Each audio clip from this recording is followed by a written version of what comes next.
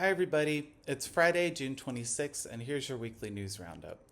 So in local news, a California judge has issued a ban on ICE agents making arrests inside of immigration courts nationwide.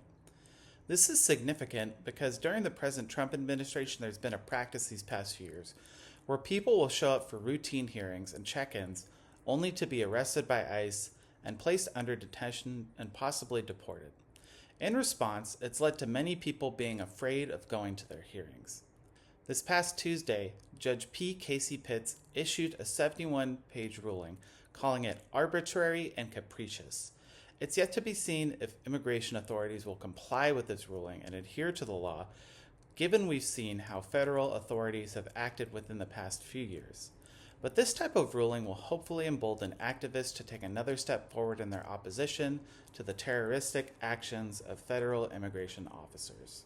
In national news, 8 activists in Texas have been found guilty in connection with the protests at a Prarieland ICE facility where a police officer was injured in the shooting. The person who was convicted of opening fire on July 4th of last year was sentenced to 100 years. However, the most shocking part of this case was the 7 others who received sentences of 30 to 70 years were accused of terrorism and being associated with Antifa on the grounds that them handing out zines and being a part of a leftist book club meant they were domestic terrorists. This is possibly the first major case that is using NPSM 7 to basically label any sort of dissent against federal immigration authorities as terrorist activity. A total of 22 people have been charged in connection with the protest, with 5 taking plea deals, 5 with charges pending, and 3 more who were indicted last month.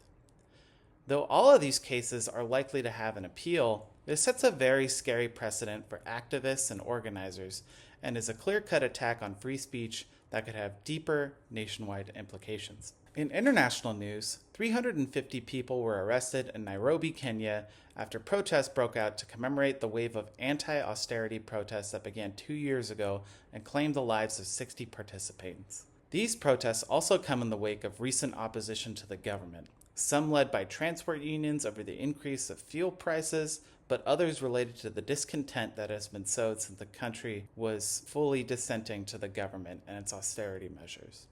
It's important to note that despite the fact that the latest protests have been largely peaceful and less militant than in previous years, it's been met with similar opposition, such as with protests being dispersed with tear gas and water cannon trucks surrounding Parliament with barricades. So, that's all we got for this week. Was there anything else you wanted to hear us talk about? Please let us know and have a great weekend.